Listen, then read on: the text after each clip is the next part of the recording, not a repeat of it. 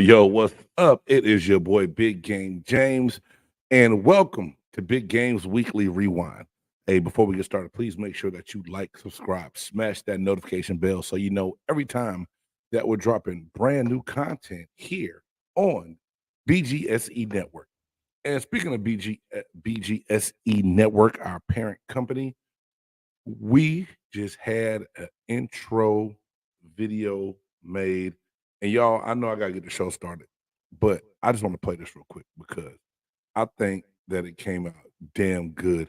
Hey, I'm gonna play it. Let me know what you think.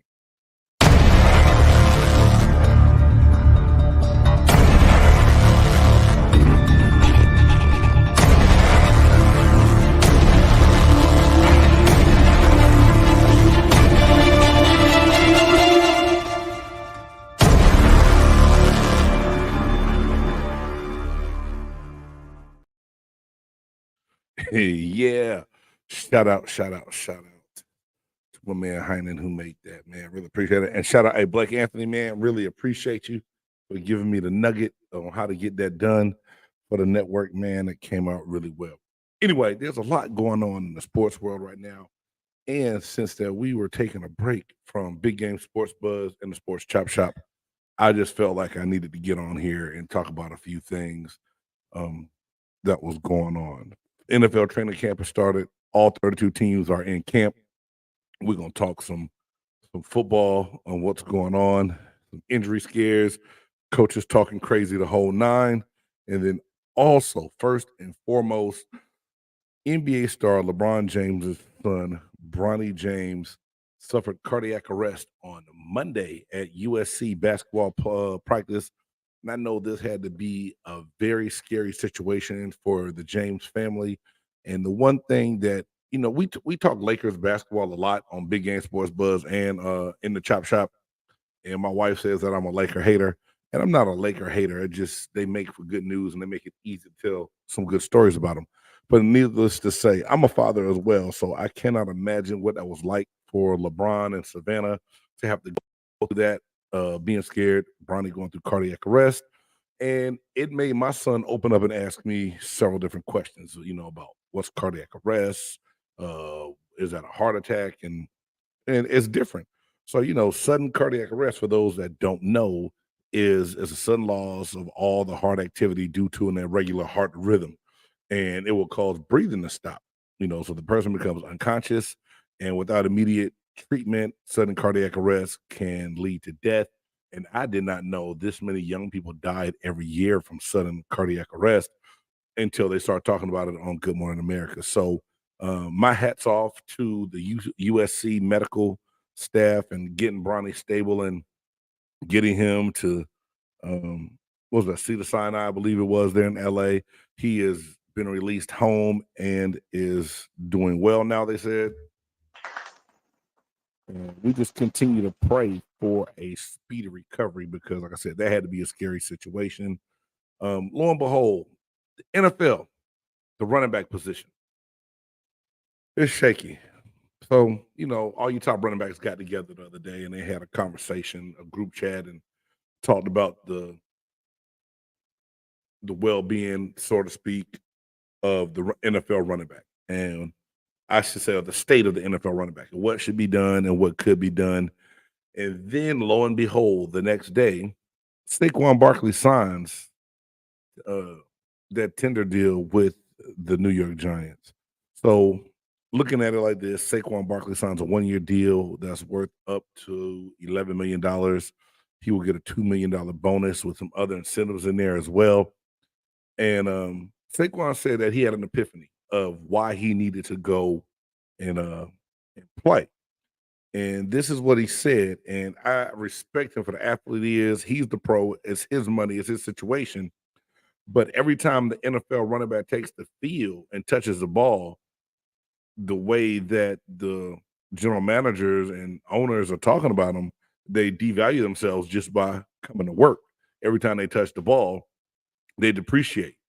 But Saquon Barkley said, the only way that I can make a change or do something that's going to benefit myself and my family is doing what I do best. And that's showing up, playing the game I love, and do it at a high level. Now, we know Saquon Barkley's been beat up, y'all, since he's been in the league. We know that. Last year was healthy, and it was an amazing year. He played to the ability that he has, and that the reason, it shows the reason the Giants drafted him. But that being said, from being an old head on the outside looking in, the way these contracts are structured, and just even the success of every team to me is only going to be as good as their running back, right? And without Saquon Barkley last year, the Giants don't have the success they had.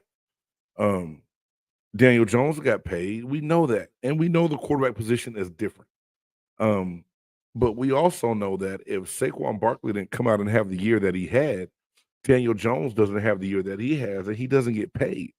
Something's got to give to me. You get together as a running back, running back groups, you talk about what's going on. You don't like what's going on, but essentially nothing was really done or resolved. Right now, the only running back that's still holding true to not wanting to sign a extender is the Raiders' Josh Jacobs, and he led the league in rushing last year. And, does it hurt you not coming in and getting the reps and getting fined every day? And I believe that's $50,000 a day that he's not there in camp that is going to cost him. Or does he stay strong and stay true to what he believes, hold out to try to get his money?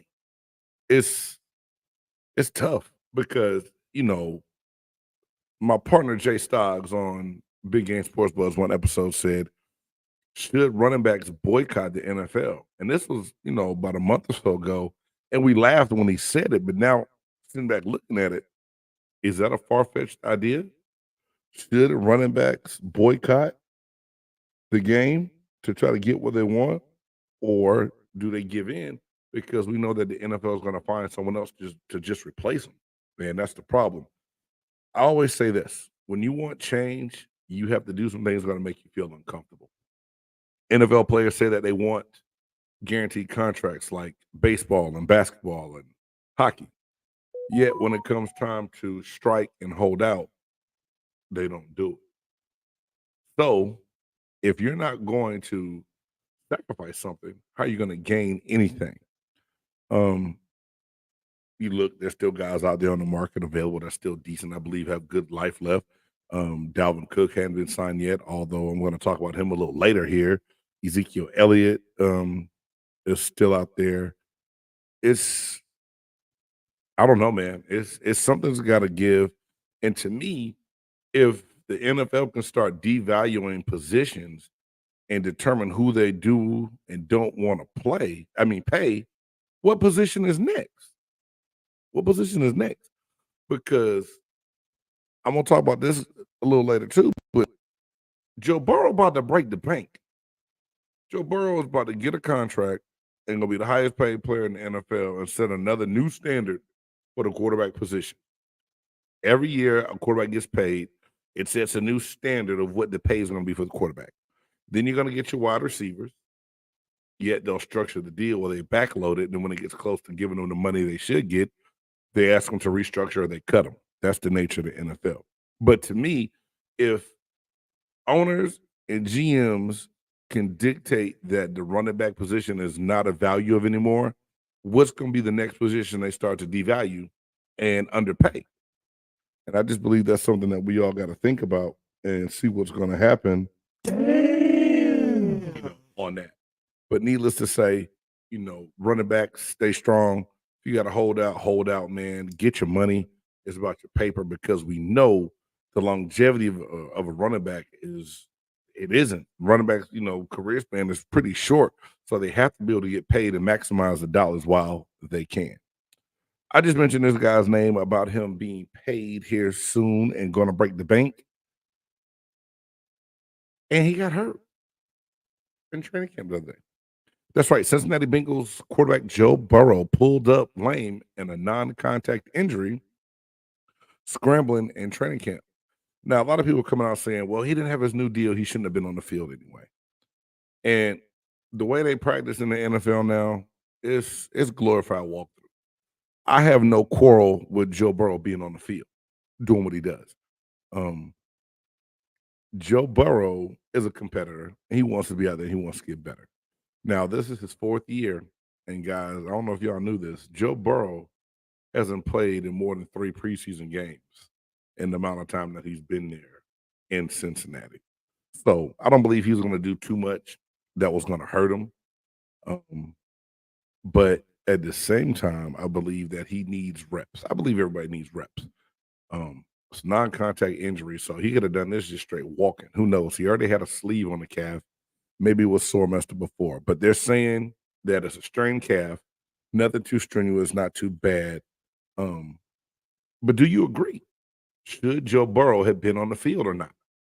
Was this the right play for him and his agent while they're negotiating getting his money? Like I said, I'm never gonna hold it against the player. I know his agent also represents Nick Bosa in San Francisco, and Bosa's not touching the field, going to camp, or doing anything until he gets new money. And now that's probably going to be the same thing for Joe Burrow. We probably will not see him anymore until the regular season. That's if he's healthy enough to play. My son just told me that he read that he may be out until week 2, which I believe is against the Baltimore Ravens. Who knows? We don't know. But do you, as fans, believe that players should be going through practice and practicing while awaiting a contract? And I'm asking you from a fan perspective, because from a player perspective, we always going to have different thoughts on that. And my thing is, what's different when it comes to your quarterback. Linemen, like myself, we know we coming in the trenches, we're going to work. Those big names through training camp towards the end, the middle and the end. We'll take those days when need be, but for the most part, we going to work. And if you see your quarterback in the baseball cap that day, you speak nothing of it. It's just the norm of how things are done. And you keep moving on, working to get better and worrying about yourself. And if Joe Burrow does get his contract, and if he does appear healthy, do you still keep him on the sideline until the regular season? Me, I'm going to go ahead now and say yes, since he's going through this. Drop those comments below. Let me know what you think. Next up, Aaron Rodgers. Aaron Rodgers, who my man Jay Stoggs likes to call douche Dodgers. He does not like Aaron Rodgers and always has an opinion and something to say about him. But Aaron Rodgers has come out and done something that has really surprised me. He's taken a pay cut, nearly $35 million pay cut. And this pay cut gives the Jets a little bit of wiggle room to try to make some more moves. Now, we know a lot of the bodies and guys that they need are already in camp, but the one name that's out there and he's making a trip and a visit to New York this weekend is Dalvin Cook. Yes, they have a running back in Brees Hall. He was good, but he got hurt last year, hurt his knee. And I don't think you never have too many, especially when you have a guy who's had at least 1,000 yards every year for the past 4 years. An amazing talent, an amazing running back. And Aaron Rodgers taking this pay cut, helping the Jets out, makes me believe that something is close to getting done in New York with Dalvin Cook is going to be a New York Jet. Now, maybe not. Who knows?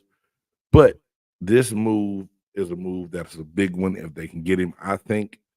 But I also believe that Dalvin Cook is the guy that the Cowboys needed to try to go after because they let Ezekiel Elliott go, talking about the running back position.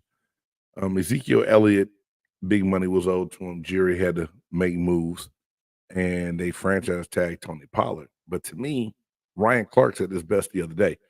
Tony Pollard is like a Ferrari. You don't drive it every day. You pull that out on Sunday, that's your game day car. You need a bell cow between the tackles every down back. You need that Chevy Tahoe or that Range Rover that you can pull out and drive every day and save that Ferrari for when you need to mix it in. Another move that the Dallas Cowboys made is signing Trayvon Diggs to an extension, $97 million deal. Trayvon Diggs has been amazing. Some people don't like how he gambles going after the ball, but leading the league in interceptions last couple of years. Did they pay him too early? I don't know. It depends on where you're coming from and what position you value more. A lot of people are saying that Zach Martin should have got paid before Diggs got paid. But Jerry and the Cowboys did what they wanted to do. They took the value that I think they positioned valued a little bit more, got him paid, got him taken care of, to help solidify that secondary with Stephon Gilmore as a free agent coming in from Indianapolis. Over on the other side, Michael Parsons. The Cowboys defense is going to be pretty scary. And I'm not talking about them a whole lot, but just that move that they made to try to get better in their secondary to shore up their defense. I still think the Cowboys are going to be lacking on offense a little bit. And Dak Prescott, do me a favor, man. Don't come out here and assure nobody that you're going to throw less picks than you did a year ago. Don't even speak on the picks. Speak on you needing to play to get better and let your play do your talking. Because at the end of the day, if you hit the same number or one within or one more, the media are going to be licking their chops to attack you. Now, I believe Dak Prescott's a capable quarterback. I believe he's going to get it done. And I believe great things will happen for him this year if he calms down and plays within the confines of the game. He will have Michael Gallup back. Some people say Gallup's done. I think that helps.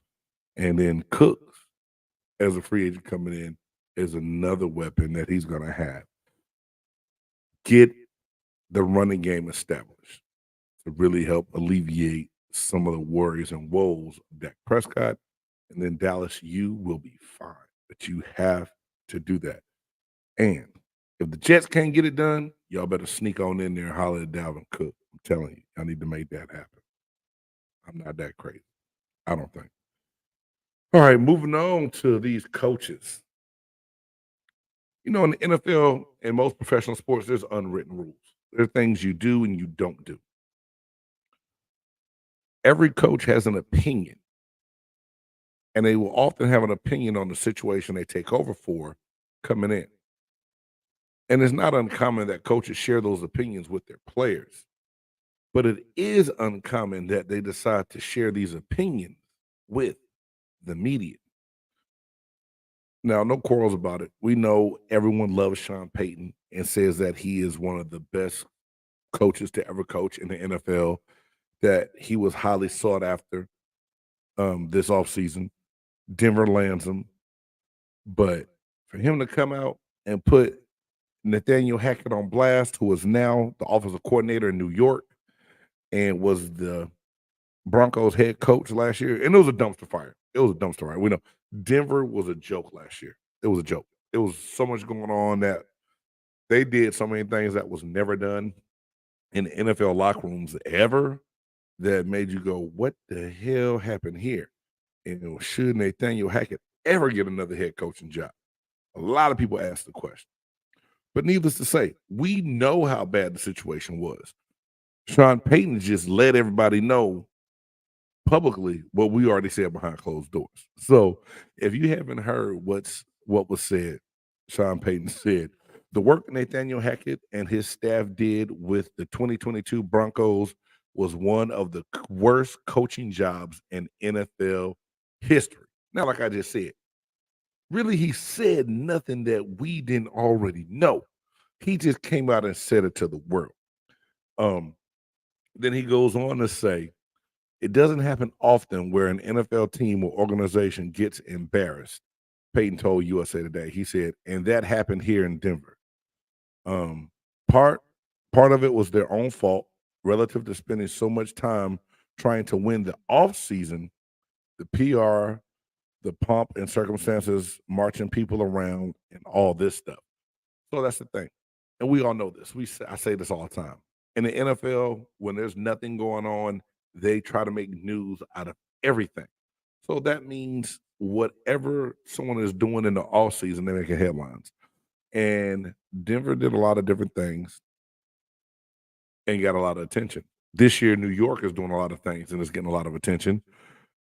And Sean Payton even spoke on that, talking about the Jets being crowned the winners in the offseason. They haven't proved anything yet.